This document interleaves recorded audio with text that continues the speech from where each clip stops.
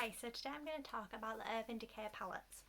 I've got 3 of my palettes from them, so I'm going to do a quick review on each one and see which one I'd recommend. So I'm going to start off with the newest of all the palettes I owned. This is called the Urban Decay Stoned palette, and it's one of my favourite palettes. It's just for packaging alone. It's supposed to be like amethyst crystal, I guess loads of different crystals mixed in because it's not just purple. It's very pretty packaging. Then it comes with a mirror and a brush that's double-ended, which I really like because I really like the Urban Decay brushes. And then you get 4 nude colours, and then the rest, 8, are glittery colours. So these 2 on the end and 2 on this end, these are really good for everyday looks. They're the only ones in the palette that are not shimmery, so if you're wanting to do an everyday look, these are the 4 you'd kind of stick to. And then the other 8 are all sparkly, so if you're wanting to kind of glam up your look or do a night out look, they'd be perfect for this. So this could be a good starter kit or starter palette. However, you've got to bear in mind that a lot of them are quite out there colours, like there's a deep blue and green and purple, so they're colours that you probably won't use that often. But I would recommend this if you already have a basic palette, as it has a lot of nice colours on. I'll do a swatch of some of the colours.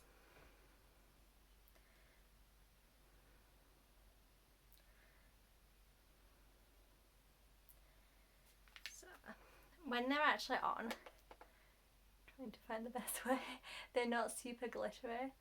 As you can see, the blue and the purple one are not super shimmery, but they definitely have the shimmer. They're not like glitter colours, but they have that pretty shimmer that you can definitely see better in real life and on camera. So I do think overall this was a really good palette. I think it retails for £47, but I ended up getting it for £27 because I had a coupon code. I think it was for 40% off. So if you can get on sale, I would definitely recommend this palette because it does have a nice array of colours and some slightly different colours. Then I have the Naked 3 palette, which I actually bought on a plane when we were allowed to fly. So again, I got the tax discount on it.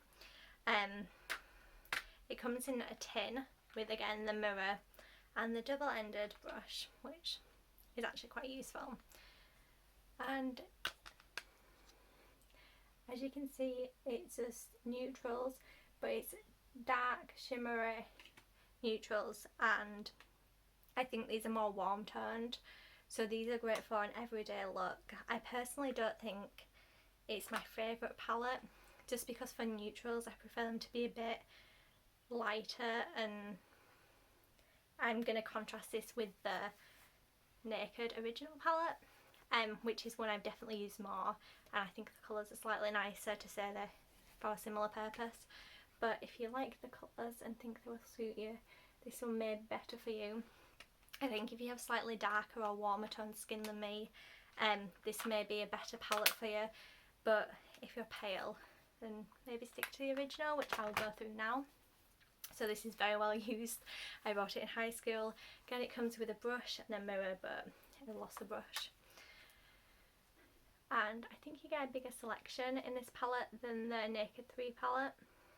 I absolutely love this colour here. It's called Half Baked, and you get some matte colours too in here, not that many. It's only really this one, and this one's not super shimmery at the end. So I think it's a more practical palette because they're not all shimmery like the others, and I just think you get a wider range of colours and they definitely suit me better. So I hope you've enjoyed this video. I'll do a quick comparison of the 2 Naked palettes just so you can see. I mean, they're not super different, but as you can see there.